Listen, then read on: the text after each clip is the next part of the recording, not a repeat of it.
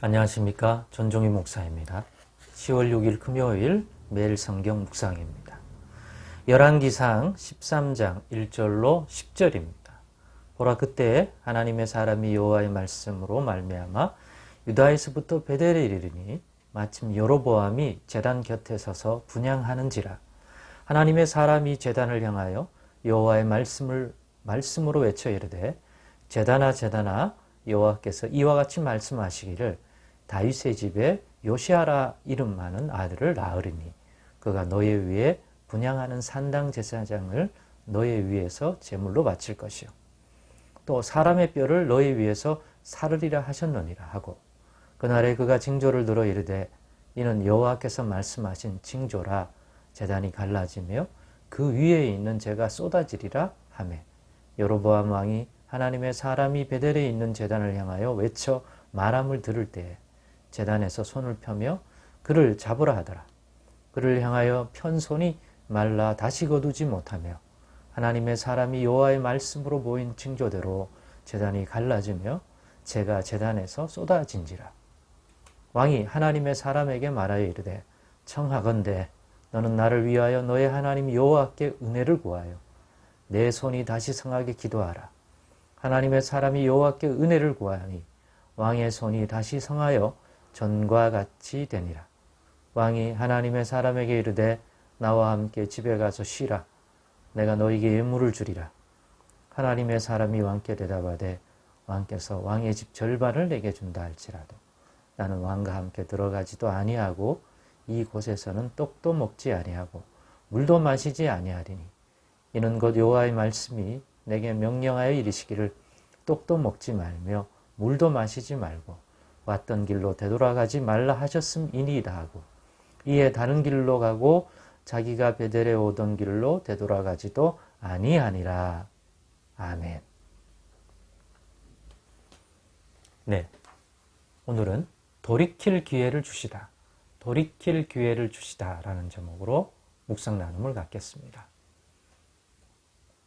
오늘 본문의 말씀을 보니 북이스라엘을 이끌고 있는 이 여로보암 왕에게 기회를 주시는 것 같습니다.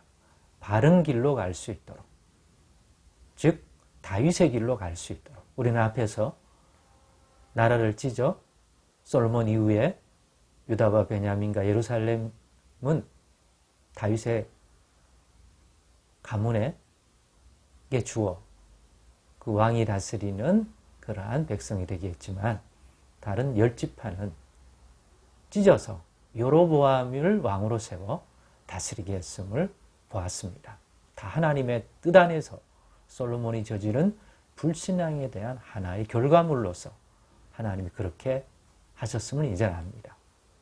그리고 그렇게 나라를 찢어 10지파가 따르는 그러한 왕이 되게 한 여로보암에게도 다윗의 길을, 다윗이 보인 하나님께 대한 그 순종과 경외심을 가진 모습으로 그 길을, 왕권을 통치하고 나라를 이끈다면 다윗의 나라를 견고하게 하고 그의 집을 견고하게 해주셔서 왕권이 떠나가지 않도록 하심같이 너에게도 그렇게 하겠다.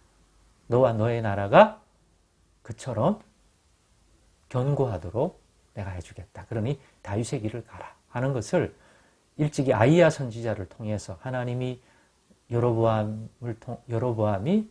10지파가 따르는 그런 나라의 왕이 될 것이라고, 북왕국의 왕이 될 것이라고 알려주었습니다. 그때 그렇게 말했단 말이에요. 근데 정작 나라를 찢어서 10지파가 따르도록 해주었더니 앞에서 본 바와 같이 여로보암이 어떤 일을 했습니까? 인간적이고 육신적인 자신의 눈가기에 들리는 불안함 때문에 백성들이 절기마다 예루살렘을 가야 되고, 또 필요하다면 여호와의 성전이 있는 예루살렘에 가서 분명히 제물을 드리고 기도도 하려고 할 텐데, 그럴 때마다 예루살렘에 있는 다윗 왕의 가문을, 그 왕권을 흠모할 것 같다는 불안함 때문에 결국에는 베델과 단이라고 하는 곳에 예루살렘을 대체하는 하나님의 뜻과 무관하게 결코 하나님의 언약과 약속과 그 모든 것들이 과 무관한 그러한 예배의 제단을 거기다 임의적으로 만들었습니다. 그리고 절기와 또 하나님의 율법의 말씀에 정한 그 규례와 법도를 따르지 아니하고 순종하지 아니하고 세울 수 없는 레위 지파 계열에 또 아론의 반차를 따르는 자들이 제사장이 되어야 하는데 그것과 상관없이 자기가 임명한 제사장을 아무나 세워 또 그 제단을 섬기게 했습니다. 날짜도 율법에서 정한 그러한 절기의 날짜를 비틀어 다른 날을 만들어서 완전히 기존의 예루살렘에 가서 행하던 모든 것들과 다른 형태의 그러한 것들을 만들어 백성들이 그 제단을 섬기도록 했던 것입니다. 그렇기 때문에 그것이 하나님께 큰 죄와 진노를 사는 것이 되었습니다. 그렇게 해서라도 왕권을 안정시키고 싶었고 백성들의 마음이 다윗 쪽으로 가지 않도록 그렇게 만들고 싶었던 거죠. 육신적이고 인간적인 불안한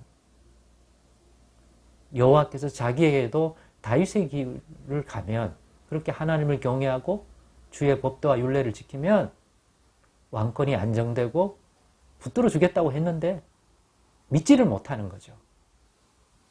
하나님이 말씀하신 것은 반드시 지키시는 분이요. 그를 권능과 힘을 가지고 있는 유일하신 분이라는 걸 알았다면 그 말씀을 믿음의 말씀으로 받아서 분명히 그것을 의지했을 텐데 그러지 못하니까 자신의 왕권 안정을 위하여 지극히 인간적이고 세속적인 생각, 그 육신에 다가오는 그러한 것들 때문에 불안하고 불안정한 그것을 극복하지 못하고 그런 식으로 처리했던 것이죠. 이제 그것에 대한 하나님의 뜻이 오늘 본문처럼 여로보암에게 전달된 것입니다. 베델이라고 하는 곳에 제단에 가서 왕이 제사를 지낼 때, 분향할 때 하나님의 사람을 거기 보내어서 징조를 보이게 해주었습니다. 이 제단은 하나님이 기뻐하는 제단이 아니다. 그래서 이 제단을 섬기는 그 제사장을 비롯한 사람들이 바로 이 베델의 잘못된 제단 위에 불살라질 것이다. 결국 심판받을 것이다. 누가 일어나서요? 요시야라고 하는 인물이 일어나서 다윗의 집에, 즉 다윗의 왕권을 이어받은 요시야라는 인물이 왕이 돼요. 이게 수백 년 뒤에 결국 이루어져요. 그런데 이때 여로보암에게 경고해 준 거예요. 그래서 이 경고를 받지 않을 것 같아서 징조를 보여주는데 그것이 이 제단이 갈라져 재가 쏟아지는 것을 보임으로 이것이 정말 하나님께로 난 그러한 예언의 말씀이라는 것을 알려주더래요. 그럼 동시에 하나가 더 일어났죠. 저 하나님의 사람 재수 없는 소리를 하는 그 사람을 잡으라고 할 때 왕이 손을 펴서 지시할 때 그 손이 굳어버리는 것입니다. 다시 오므러지지 않는 거예요. 결국 제단이 갈라진 걸 보고 놀라서 보통 사람이 아니구나 하는 것을 깨닫고 그 사람에게 요청한 거죠. 다시 손이 회복되도록. 그래서 이 하나님의 사람은 기도하여 그 손이 다시 회복되도록 해주니까 이제 한풀 꺾여서 대접한다고 난리를 하는데 이 하나님의 사람이 거절하고 돌아갑니다. 이런 내용을 보면서 이건 어떤 의미로 받아들여져야 할까라고 생각합니다. 이거는 하나님이 은혜다. 그냥 심판하면 되잖아요. 그런데 그 전에 요시야라고 하는 다윗의 가문에서 나오는 왕이 이 제단을 파괴할 것이다. 그러니 그러한 심판이 임하기 전에 회개하라는 얘기죠. 그러니까 돌이킬 기회를 주는 거죠. 여로보암의 다윗의 길을 가지 않는 잘못된 하나님의 진노를 사는 길에서 지금이라도 이러한 경고의 메시지를 듣고 돌이키라는 거죠. 그러니까 돌이킬 기회를 주시는 거 아닙니까? 이렇게 하나님은 돌이킬 곧 회개할 기회를 하나님의 사람, 하나님의 백성들에게 우리에게 주시는 분입니다. 비단 여로보암과 북이스라엘만 아니라 성경을 보면 늘 그 심판이 임하기 전에 돌이킬 기회를 주십니다. 그분이 우리 하나님입니다. 그리고 오늘도 주님의 말씀에 귀 기울인다면 행여 우리가 하나님의 진노를 산 심판받을 어떤 잘못을 저지르고 있는데 아직 분별하지 못하고 있다. 분명히 그것을 깨달을 수 있는 기회를 주시는 분입니다.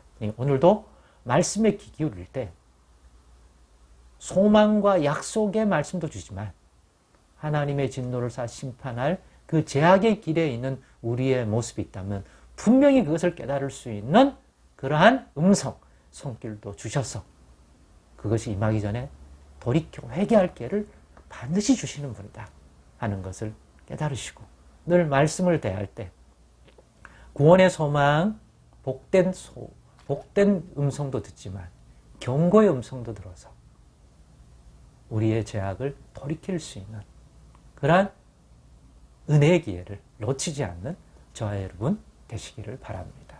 그런 은혜도 누리며 살아가도록 하십시다. 기도하겠습니다. 하나님 감사합니다. 오늘의 교훈도 다르게 받게 하여 주시옵소서. 그리고 잘 적용하여 말씀의 은혜를 누리게 하옵소서. 예수님의 이름으로 기도드리옵나이다. 아멘.